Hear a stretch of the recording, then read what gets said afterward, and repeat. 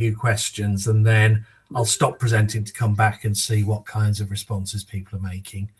So let's see how well this works.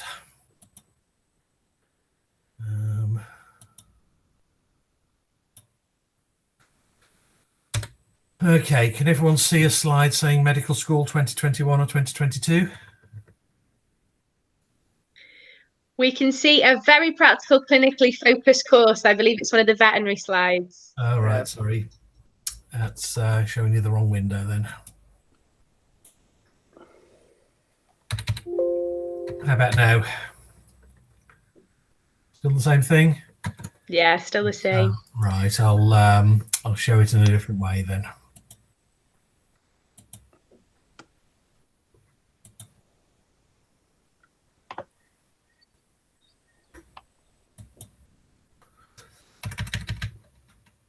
Right, okay. So now you can see it not on full screen, is that right? Yeah. Okay, what I'd like you to think about is what medical students would usually expect, particularly from year 1 and year 2 of a course. And then we need to think a little bit about how that's likely to have changed as a result of the pandemic. So I'd like to get some response from you to these 3 questions about what it is that medical students need to learn, what settings they learn it in, and who actually teaches them. And it's important to recognize what else happens where you're learning and what else people do who are teaching you. So anyone want to suggest, first of all, on what medical students have to learn? What kinds of things are important? Okay, strong interpersonal skills, yeah. Anatomy, right. Clinical skills, yeah. Pharmacology, yeah, let's not get too precise. Right. Good patient interaction, yeah. Anything else theoretical? So we've got skills here and we've got some science identified there. So we've had anatomy and pharmacology identified as sciences. Anything else that you think people need to learn in an academic sense, apart from that kind of basic biological science?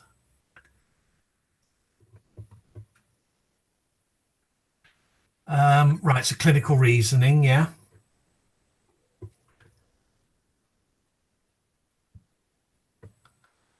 Yeah, team working.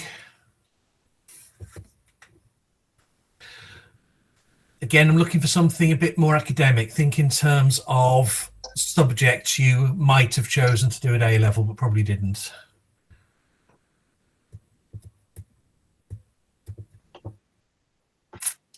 Okay, who are you working with as doctors? Who are the most important people in your job?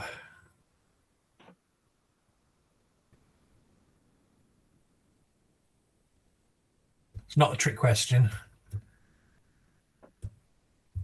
Patients, exactly. Okay, so what might you need to know about patients apart from their biology?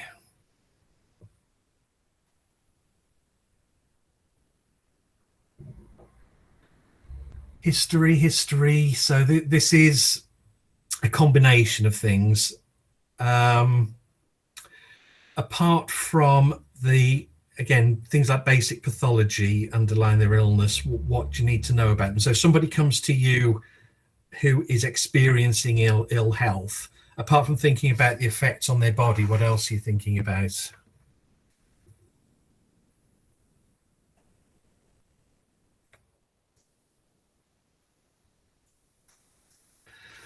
Long-term impacts. There's a number of different angles to that. So you may be thinking about long-term impacts on their physical health. What I'm trying to get at here is that it's important. Yeah, mental health is another issue. What I'm trying to get at here is you need to always be thinking about what effect somebody's state of health is having on them as a person. So you need to understand how people experience health and illness. And part of understanding how people would respond to being ill will also influence how they would respond to treatments. So if you have somebody who presents with an illness that is having a significant effect on their day-to-day life, then that's an important thing for you to understand, because that influences how important it is to manage that condition. But if you recommend a treatment, you also need to understand something about how people think, to have an idea about how likely they are to actually adhere to that treatment. So if you prescribe somebody medication, will they actually take it? There's a number of things that would contribute to whether they do or don't. And understanding patients as people is really important, because the effectiveness of your care is going to depend on it. So the point of that was just to get you to realize you're not just going to be learning biological science, and you're not just going to be learning clinical skills. You're going to also be learning about patients as individuals, as members of groups, as members of populations. And in fact, how people's health and illness impacts on their ability to earn a living would be something that you would need to take into consideration. Right, in the interest of time, I'll move on to the next point. So where do you think medical students learn stuff?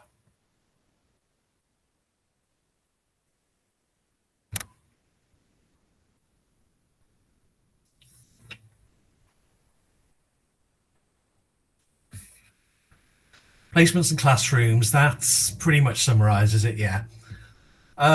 So right through a medicine course or a dentistry course, there will be a combination of learning in classrooms and learning in clinical settings. And clearly there's a certain amount you need to learn as background that you will learn in classrooms before you can apply it. But equally, you're likely to be learning how to communicate effectively with patients right from the outset. And then you bring together your understanding of health and illness and your understanding of communication, and apply that in clinical settings. So where do you think those clinical placements take place?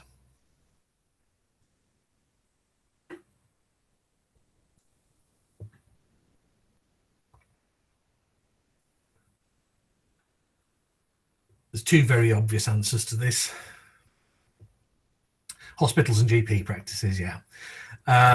So yeah, there are clinics that will take place outside hospitals. There are a few different settings. Some will possibly take place in patients' homes.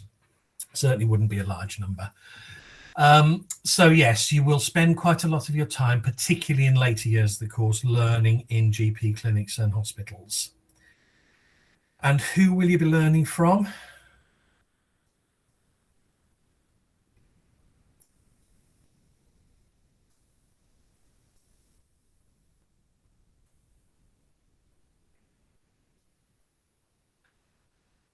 Yeah, so again, there will be a range of people involved in teaching you. So some will be university teaching staff, so there'll be academics contributing to it. Some will be skills tutors, say, very often they're former nurses or nurses who work part-time and are tutors the rest of the time. When you're in clinical placements, clearly you're learning with healthcare practitioners, not always with doctors, but most of the time. And also you'll be learning from patients as well as from the doctors. And you will spend a lot of time developing your history taking and examination skills with patients and getting feedback from doctors. So then the important thing here in understanding what the impact of the pandemic might be is what else is happening in those clinical settings, and what else are those people who are teaching you doing. And again, in the interest of time, I'll give you the obvious answers to that. You're learning in settings where patients are being treated, and you're learning from very busy clinicians who are involved in the care of those patients. So clearly, when delivery of healthcare is being disrupted, there's going to be some disruption to how you're learning those things and how those clinical settings are operating. So when a global pandemic hits and the ability of patients to actually go into GP practices or into hospitals is affected, and the workload of the clinicians you're learning from is affected, then clearly you need to be thinking about how is my learning as a medical student going to be affected by that. Now, our focus has to be on making sure that students who are graduating are adequately trained and qualified to practice. So our focus has to be on making sure fifth year students are getting everything they need, then on making sure the fourth year students are ready for fifth year, and so it works down.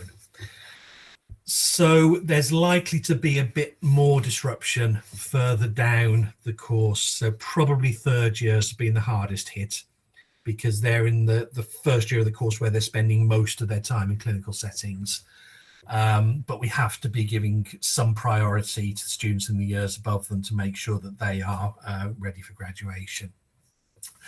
For first and second years, because you do spend some time in clinical placements and a lot of time in the university, and access to university buildings is restricted in the same way as access to college buildings is, then there needs to be some adjustment to how things get delivered. So broadly, what's happened for our first and second years over the past year has been what's shown on this slide, which is some teaching has had to remain in situ because we can't do it any other way. And at the moment, second years are giving priority over first years for that, but we hope that that will even out a bit as things progress later in the year. So some aspects of anatomy are very, very difficult to learn online without actually seeing cadaveric materials, and some practicals where you're learning skills as well as knowledge need to be done face to face. We did briefly have some problem-based learning done in situ, and then restrictions meant we had to stop that. So the things that are on the left-hand side here in yellow, lectures are very easy to deliver online. It's a lot of work for the people delivering them, but technically it's an easy thing to do. Problem-based learning, because it's a group activity, that's a little bit more difficult, and students, IT and broadband do influence that to some extent. And then a lot of other discussion things we have moved online. And some of these get recorded so they can be revisited afterwards. In terms of clinical activities, skills sessions, we've retained those. So our second years do a lot of skills sessions, and they're still running. They have to run in smaller groups because of social distancing, but they're still happening. Our first years mostly learn communication skills, and the way they're doing that has had to change. So our first years have several GP placements in which they practice communication with patients, and those have had to run online because that's how the GP consultations are running.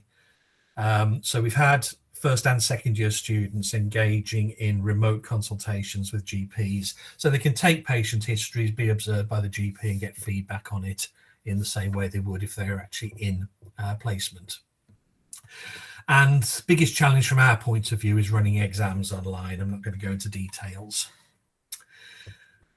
So what you'll be thinking about is what's going to happen over the next couple of years. So you will have applications in. You may have had decisions by now on courses starting in September this year.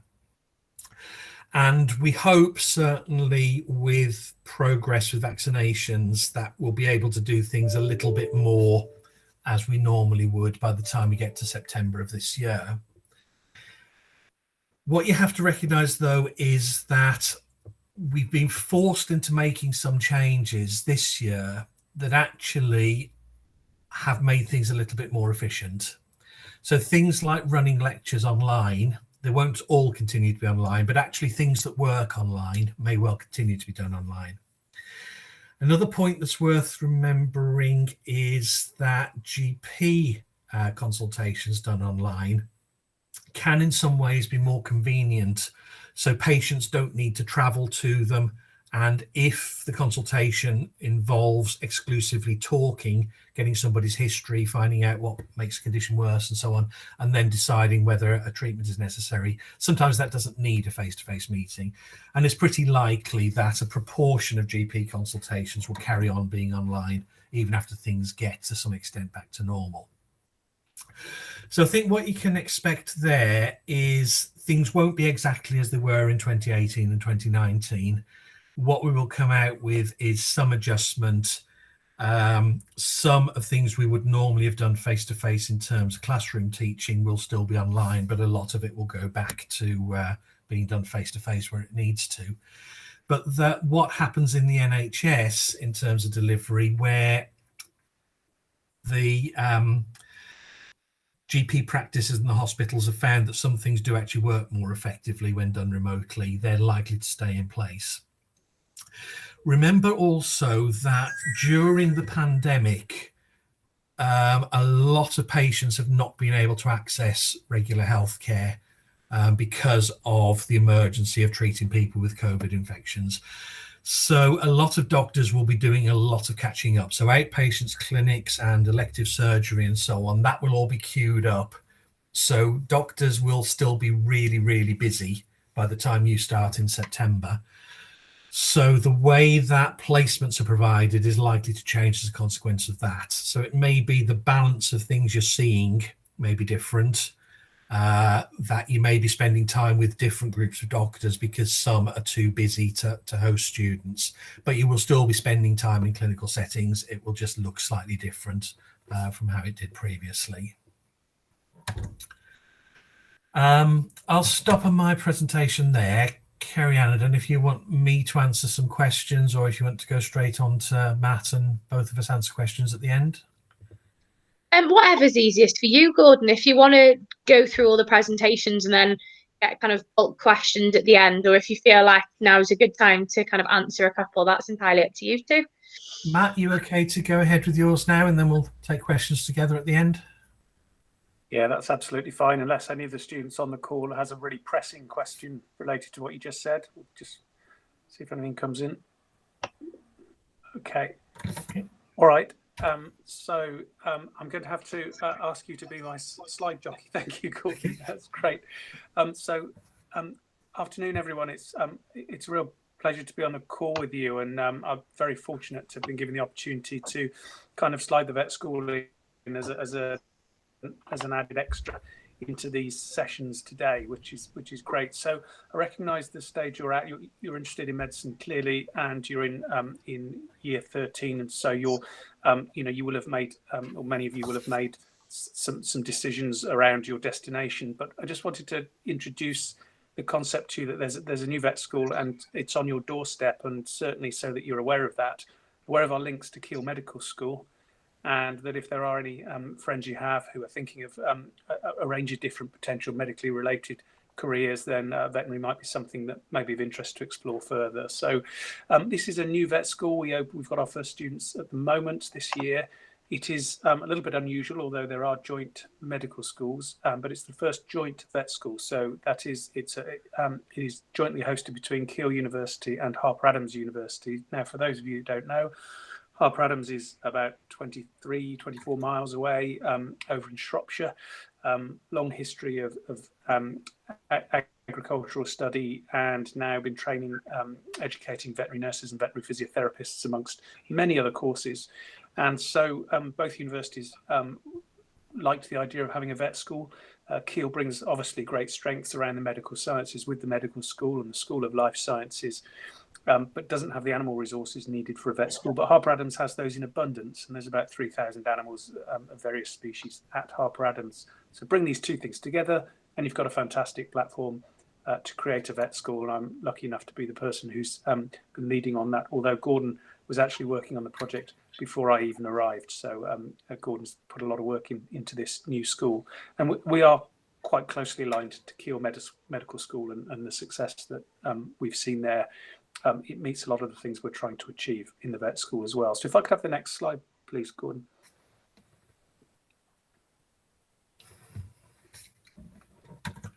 Has that switched? Yeah, thank you.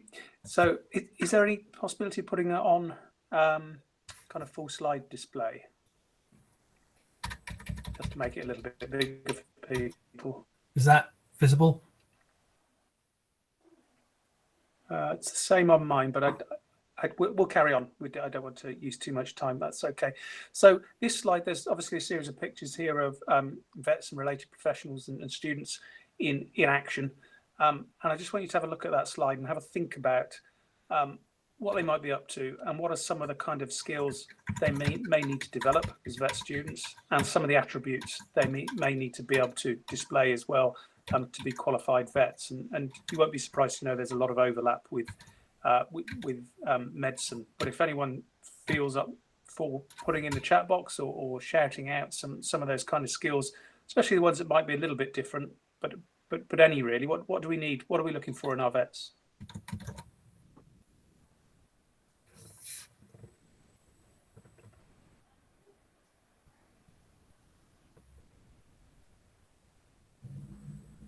What can you see going on in that top left picture? We've set that team of students a task. Now, it might not be obvious what it is. It's a model of a beached whale, a smaller one, fortunately.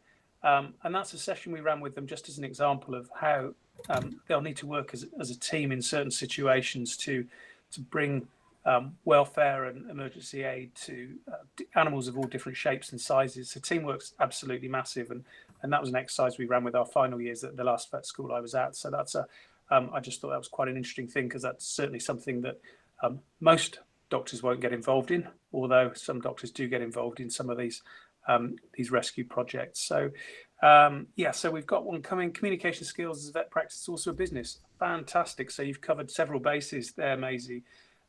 Just like doctors, we have our patients. We also have an owner who, without being too rude about it, can get in the way. So our patients don't speak, but our owners, their owners speak for them, whether it's a farmer or a pet owner or a horse owner.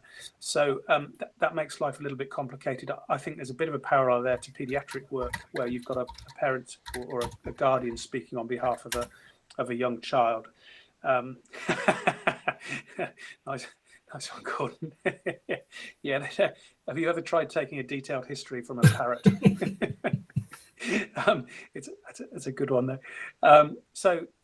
Communication skills, hugely important, and the business thing is, I think, the thing that makes really is one of the key differences. So clinicians are clinicians, and vets and doctors share so many skills and insights. We don't have an NHS for animals, so everything's private practice. It's a bit more like opticians or dentists in the way there are lots of individual practices, and then some practices brought together in corporate chains. Vets graduates can find themselves quite quickly in management or even ownership responsibility of vet practices, and certainly in everything they do, they need to charge properly. They need to charge properly for their time, otherwise they don't have a job. And so those business skills come in much more than you might get in an undergraduate medical degree. Decision-making skills, absolutely. That's another really good one. So problem solving, making those decisions. And in fact, one of the things, again, a slight difference perhaps, is vets can find themselves on their own as clinicians making decisions. There's usually a bit of support somewhere, but if you're out on a farm, out on an equine yard, and you've got to do something fairly quickly, you haven't got time to phone your boss, phone a friend or whatever, or go back to the car and check your notes, although we've all done that. You do need to be fairly confident about making decisions. And so those skills, we really focus on those. And just as you would be triaging emergency patients, we teach our students to triage emergencies with animals as well. So there's some good ones in there. So if we go on to the next slide, what we've got there is the results of an exercise we did with a range of veterinary practice owners and employers, and asked them what the skills and attributes were that they felt most important in veterinary graduates. So are we able to go on to the next slide, please, Gordon? Thank you. Brilliant. Okay. So our regulatory body, the Royal College of Veterinary Surgeons, divides these things. We have day one competencies for new graduate veterinary surgeons, just as you do in various medical programs. They're divided in our world into knowledge, attributes and skills, and we asked our veterinary employers what they were looking for, and they worked with us to help develop that last curriculum so we could make sure that we align the things we are teaching and the skills we're developing and the approaches we're developing in our students, so that when they graduate, they have the skill set and the confidence and everything else to go and hit those jobs straight away most effectively. So you can see the biggest words coming out there: communication, as was, Maisie brought up immediately, that's the big one in terms of those skills. You'll see in there that actual clinical skills, it pretty much taken for granted. They all know that medical schools, veterinary schools will develop your knowledge and your clinical skills very well. That's kind of a given. But the things that they think need more focus on are these attributes. So communication, compassion, and confidence. So confidence is a big thing in our world. There's another concept that's come out a bit later in the day for vets that is the big buzzword at the moment that relates to confidence, I guess. Anyone know what that is?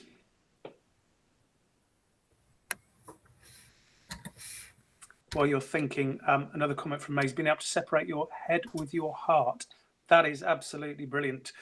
Gordon's giving you a hint there with the first letter of the word. Yes, Maisie, absolutely right. We in one of our interview questions, and we'll come on to selection perhaps a little bit later, we present students with quite a difficult scenario where sometimes a decision based on animal welfare and economics is it's the right decision, but it is a really difficult decision to make. So always balancing that, not you can't take every case home with you, and I know those are parallels. So resilience, well done in India, that's great. Reliance, responsibility, they're all in there as well. But yeah, resilience is a big one. So things go wrong. Cases again, same with people. Although you've got much bigger teams and many more resources at your fingertips. Often with vets, you've got animals that can be really funny. You can do the same thing, the same approach with 10 similar cases and get quite a different range of outcomes. Doesn't mean some of those patients may even die. So it doesn't mean that you did things wrong. It meant that the outcome was a negative one, and being able to deal with the effects on the owner, and then bounce back and do your job just as well when the next person walks through the door or in your next day operating or whatever it is, then that's hugely important. Resilience is massive for us. Okay, so on to the next slide, please. So those are some skills, loads of overlap. Business is a bit different. There was just a little briefing note before this around just highlighting the degree of sort of practical and clinical content in our program, and I think broadly speaking, it's very similar to Keel's medical program. Again, I've tried to. So those are the modules that our vet students study there, and broadly speaking, we start off with some preclinical or foundation type sciences, anatomy, physiology, just as you all will. And some of the sort of molecular sciences as well, professional skills and academic skills, how to study, how to sort of start to write case reports and things like that comes in from day one. The other elements that are probably unique to us are animal behaviour and welfare. Vets are the guardians of animal welfare. We have to swear an oath when our students graduate that they will put animal welfare at the top of their priorities in everything they do. So that always comes first. Animal management for health and production is all the science and practice that goes behind keeping animals healthy. So whether it's keeping a dairy cow properly fed, housed, fit and healthy, and producing good quality milk for a decent amount of years, that's one element that fits into that, just as the husbandry conditions. How do we keep a range of exotic animals that are commonly kept as pets now? So a Chinese water dragon has very different husbandry needs from a corn snake.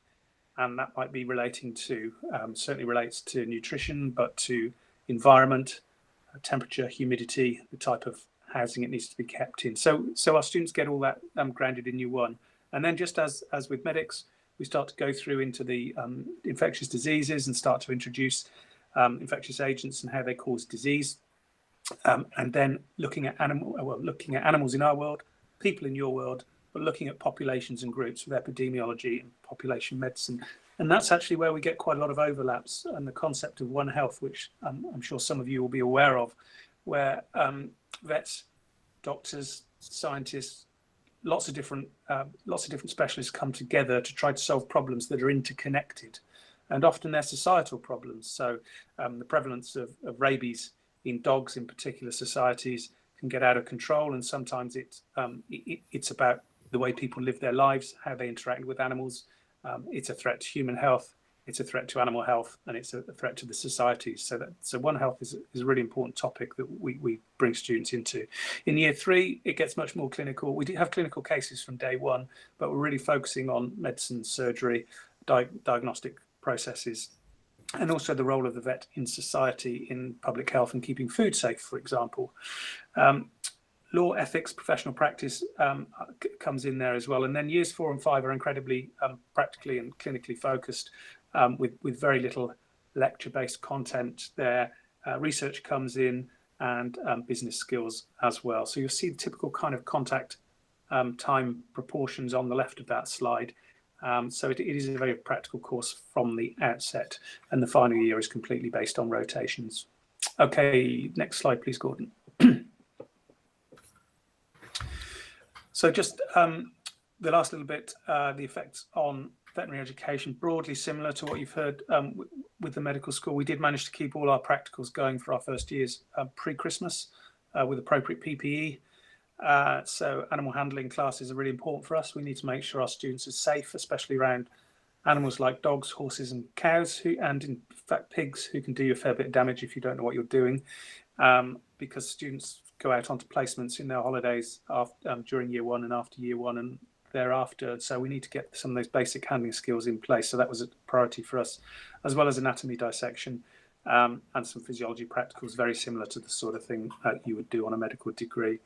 We have, since Christmas, taken the decision to go into online only, as has the medical school. One of our drivers there was the keepers of the animals at Harper Adams are quite small teams, and there was concern that with the increasing problems, that if that team is affected and everyone's self-isolating, it puts the husbandry and welfare of those animals at risk, which obviously is the last thing we would want to do.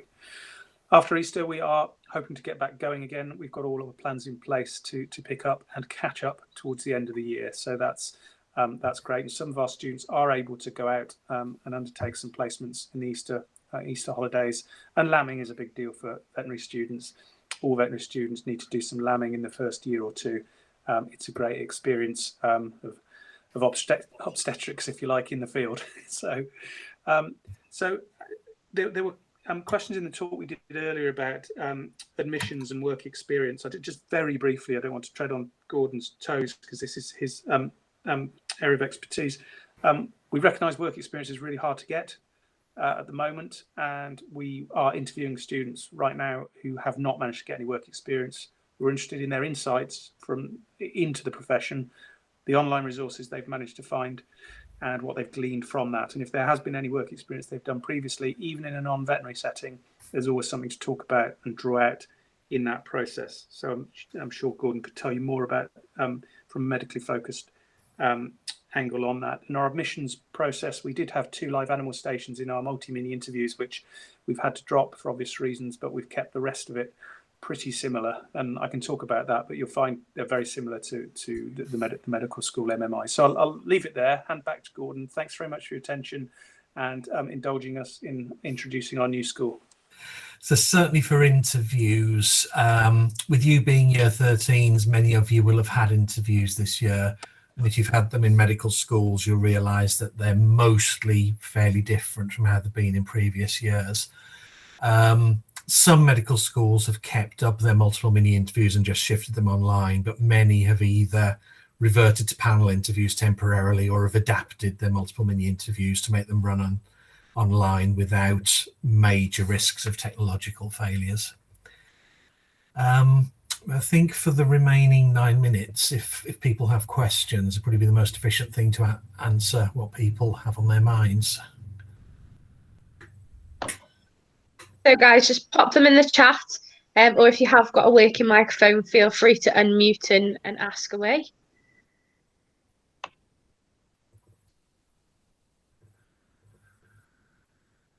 While we're waiting, I will back up what Matt was saying about resilience with respect to veterinary students. It's clearly a major issue for people practicing human medicine as well, and dentistry. That the ability to recognise that things will go wrong is very important, and how you respond to that is really going to define how successful you can be. So if you cannot cope with something going wrong, possibly as a result of a decision you made, you're going to find life as any kind of clinician quite difficult. So be prepared to face challenges and learn from them, because when things go badly, the most important thing is you recognize why they went badly and how you can do things differently next time round. Just giving up it becomes a kind of final option. You give up altogether. You can't just give up on one individual case.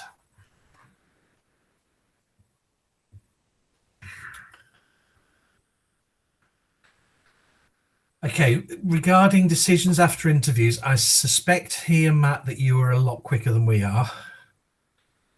For medicine, I would say the way we operate is if somebody gets a very high score in an interview, they'll get a decision fairly quickly.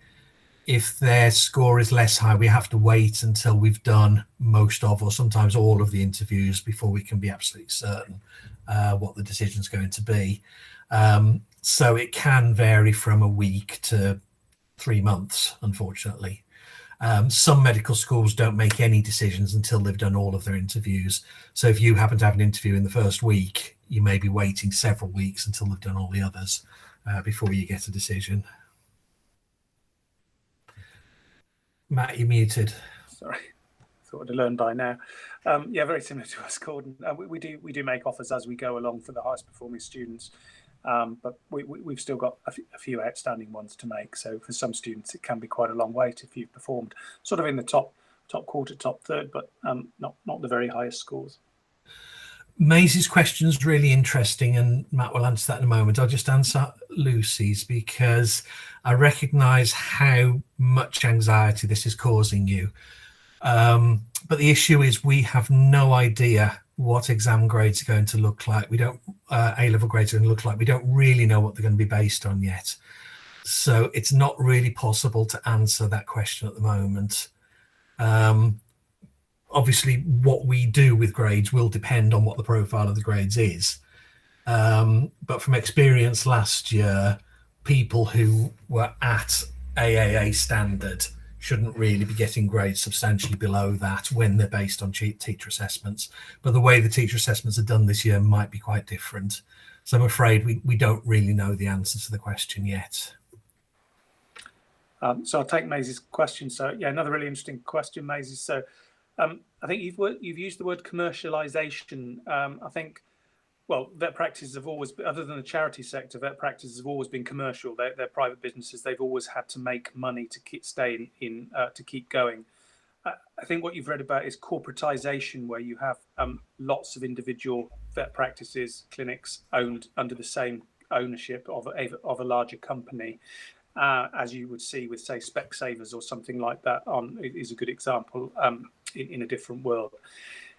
It's a great question. How does it affect job prospects? It actually improved job prospects. The nature of the job can be quite different. Now, individual independent vet practices, some were amazing places. Well, like where I started my first job, had two bosses, the two partners, who were wonderful, really supported everything we did as new graduates, looked after us, gave us opportunities. That was great. But others had terrible experiences because often these vet practices are run by people, usually run by people, certainly a while ago, who had no business training, no management training, no skills to manage people really. So they just got on and did it. And you've got some talented managers and some who really aren't.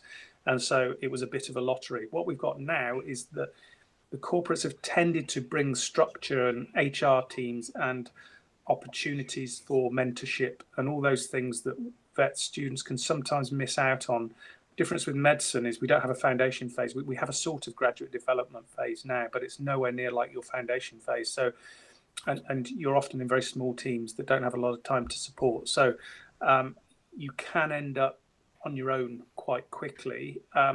What's happening now with the corporate groups is they've got new graduate development programs, so they'll have a structured program. A lot of them, especially the farm practices, will always have an experienced farm vet with you on each call for the first 6 months, and that sort of thing has been hugely transformative. Now, you don't have to be a corporate practice to put that in. Some of the really good independent practices are doing that as well, but that has changed things a bit. The other positive from that is that career development. We don't have a career development ladder like you do in medicine, where you can go up through the stages. Certainly, in your specialisms, you kind of make of your career what you can.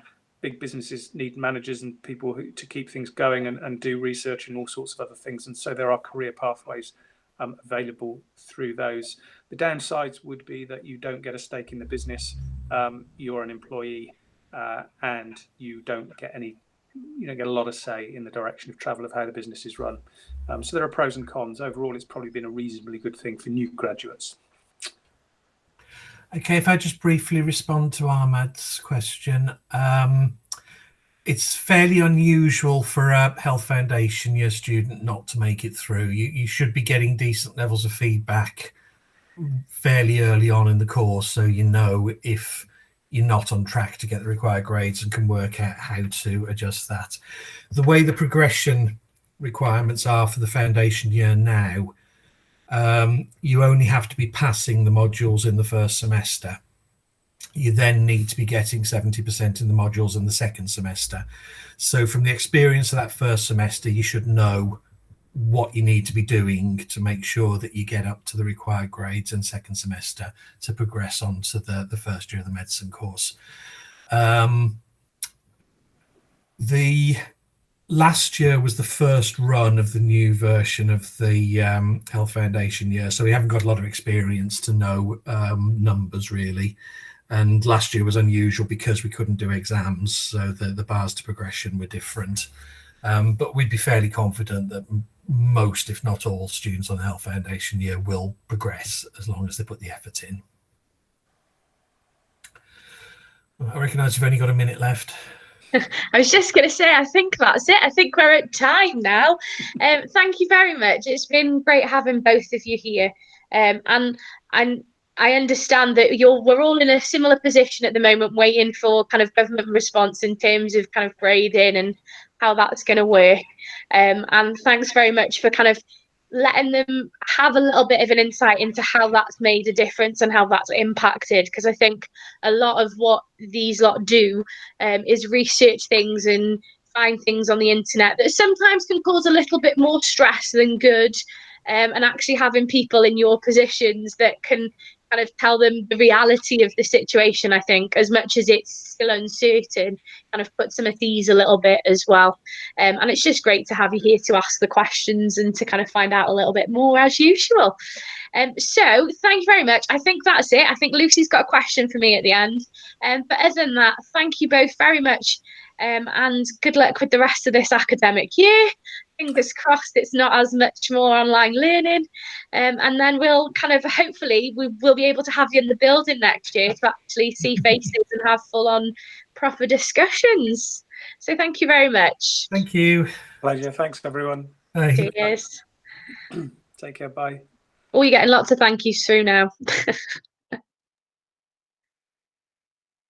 Right, guys, you can go now. Thank you very much. And I will see you all next week.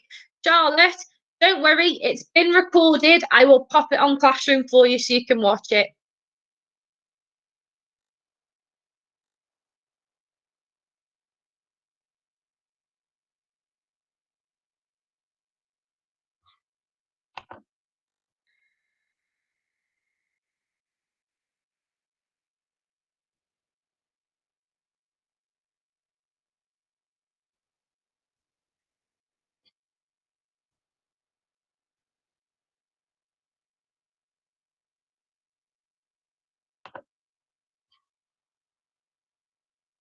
If you haven't got a question, guys, feel free to log off and I will see you next week.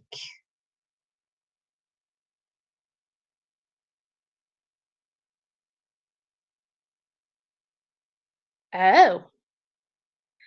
Lucy, I haven't heard this, so don't take it as gospel. Don't be worried. I'm going to be honest. Let me just